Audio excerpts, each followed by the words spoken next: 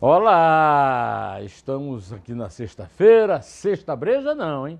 Não é tempo ainda de tomar cerveja no boteco, porque nada de contato, contágio, não. É hora de isolamento social. Não preste atenção nas tolices, nas bobagens que o Bolsonaro vive aí a pregoar. A última é que estamos no finzinho da pandemia. Deus me livre, né? Pois bem, hoje é sexta-feira, dia 11 de dezembro de 2020, e eu venho aqui cumprimentar um colega, cumprimentar efusivamente o colega Guilherme Amado, colunista da revista Exame, que deu a notícia mais espetacular dos últimos dias. Ele simplesmente divulgou na sua coluna na revista Exame que a Agência Brasileira de Inteligência, a ABIN, produziu pelo menos 2 relatórios de orientação para a defesa do senador Flávio Bolsonaro no processo do peculato, que eles chamam de rachadinha, para disfarçar, né?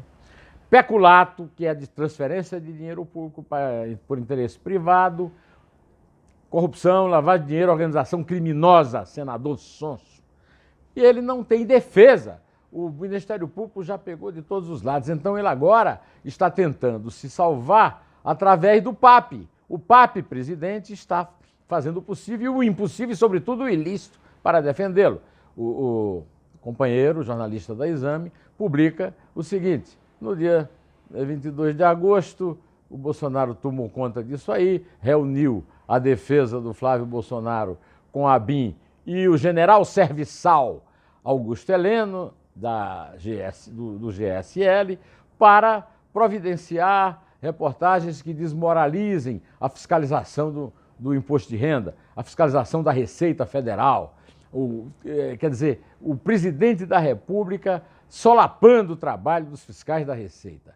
O Alexandre Ramagem, que é um puxa-saco da família Bolsonaro, que o Bolsonaro quis pôr na Direção-Geral da Polícia Federal e disse que ainda não desistiu, porque o Alexandre de Moraes do Supremo impediu que ele fizesse isso, é o presidente da Agência Brasileira de Informação e usou a ABIN para fazer arapongagem e indicar, isso é, arapongagem com delação, dedo duro, canalha, dedo duro, Ramagem, dedo duro, dedo duríssimo. Indica vários funcionários da Procuradoria da Receita que fizeram um trabalho digno de nota contra um cidadão que o Ministério Público já provou por A mais B, que tomava de volta dinheiro de funcionário fantasma, que convocava e empregava no seu gabinete, na Alerj e no gabinete do pai, na época na Câmara dos Deputados. Essa reportagem está na revista Época e foi reproduzida pelo Antagonista e em manchete pela edição do Globo, que está nas redes sociais, que está no portal do Globo na internet.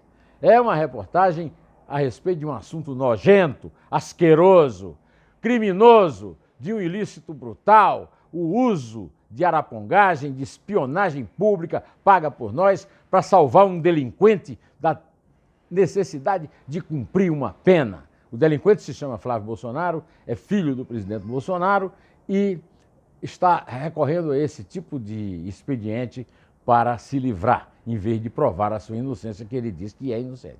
Mas não é, se fosse não estava precisando disso. Agora, cadê os homens do Brasil?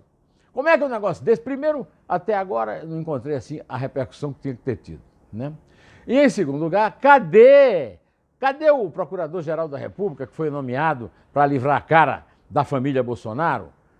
Cadê o Ministério Público Federal, os Ministérios Públicos Estaduais? Cadê o Supremo Tribunal Federal? Cadê o Congresso Nacional, perdido numa briga intestina para eleger um puxa-saco de Bolsonaro, tal de Augusto Lira, do PP de Alagoas, presidente, no lugar do Botafogo, do Rodrigo Maia? Bom... Augusto Lira? Não, é Arthur Lira, desculpe. Eu quis livrar meu filho de ter é Augusto Aras. E eu quis livrar o meu filho de ter um xará tão canalha como esse Arthur Lira, né? Olha, nesse momento em que 20 unidades da federação estão numa situação da Covid-19 pior do que há 4 semanas, quase 180 mil mortes, o Bolsonaro disse que está no fizinho da pandemia. É de lascar, né? Que a economia está bem, você sabe que a economia está bem, né? Hoje, o ex-curador da Santa Casa de Misericórdia de São Paulo, o Antônio Penteado Mendonça, o Nico, deu uma entrevista brilhante na Rádio Eldorado, pouco antes de eu entrar com o meu comentário de segunda a sexta, às 7h35 da manhã, dizendo o seguinte: a primeira fase não acabou. Pode ser que haja uma segunda fase, nós vamos saber se há ou não, entrevistando o Gonzalo Vecina, que é o meu entrevistado desta semana, e Neumann Entrevista vai para o ar amanhã às 5 horas da tarde. Mas a grande lição que o Nico Mendonça deu é que a situação é apavorante. Na entrevista com o Gonçalo Vecina, amanhã às 5 horas da tarde, eu também vou abordar um fato absurdo que eu comentei hoje cedo na Eldorado.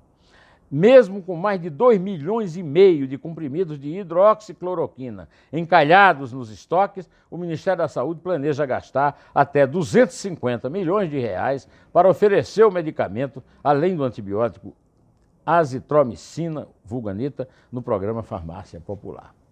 É uma vergonha, é um vexame. O Brasil dá um vexame por dia. Esse da BIM é insuperável? Não, não é não. Quando o Bolsonaro falou no finzinho da pandemia, a colega Eliane Cantanhede fez um artigo brilhante dizendo o que é que ele está aprontando. Sabe o que é que ele está aprontando? Confisco de vacinas. Confisco de vacinas para evitar que os estados salvem vidas. Os estados estão querendo salvar vidas porque o presidente da República acha que todo mundo vai morrer, então não tem nada que salvar vidas. A medicina não é para salvar a vida não, viu? A medicina é para garantir uma vida longa e saudável para as pessoas. Hoje, eu também comentei na Rádio Eldorado o que houve com o caso do Lulinha. O Lulinha, Fábio Luiz Lula da Silva. O Fábio Leite, da Cruzoé, escreveu na revista lá do Antagonista que depois de 9 meses parado na Justiça Federal de São Paulo, o inquérito que investiga os pagamentos de 132 milhões de reais feitos pelo grupo Oi Telemar a empresas ligadas a Fábio Luiz Lula da Silva, Lulinha, será enviado para o Rio de Janeiro, onde fica a sede do gigante da telefonia. Esse processo estava originalmente na Lava Jato de Curitiba. A Lava Jato de Curitiba foi desautorizada a continuá-lo pelo Tribunal Regional Federal da 4ª Região, lá de Porto Alegre, TRF4, que o transferiu para São Paulo. Em São Paulo morre tudo. O Ministério Público de São Paulo é uma mamãezona, é o verdadeiro Gilmar Mendes II. Solta tudo, não investiga nada. Então a juíza, que também faz parte desse fuzuê, né, eu vou até procurar o nome da juíza, a juíza substituta da 10ª Vara Federal Criminal de São Paulo, Fabiana Alves Rodrigues, decidiu mandar para o Rio. Agora, lá no Rio, os bolsonaros mandam lá. E os bolsonaros estão fazendo o jogo do Lula. Então, mais cedo ou mais tarde, esse inquérito vai para a Grécia. Sabe por quê? Porque é na Grécia que se comenta as calendas, né? Aqueles processos que não têm fim, que vão para as calendas gregas, né? Esse processo tem a ver com um dos maiores casos de banditismo empresarial do Brasil, que é o monopólio da telefonia celular pela Oi e da telefonia fixa pela Oi, e para atender a volúpia e a ambição de Lula da Silva, que é amigo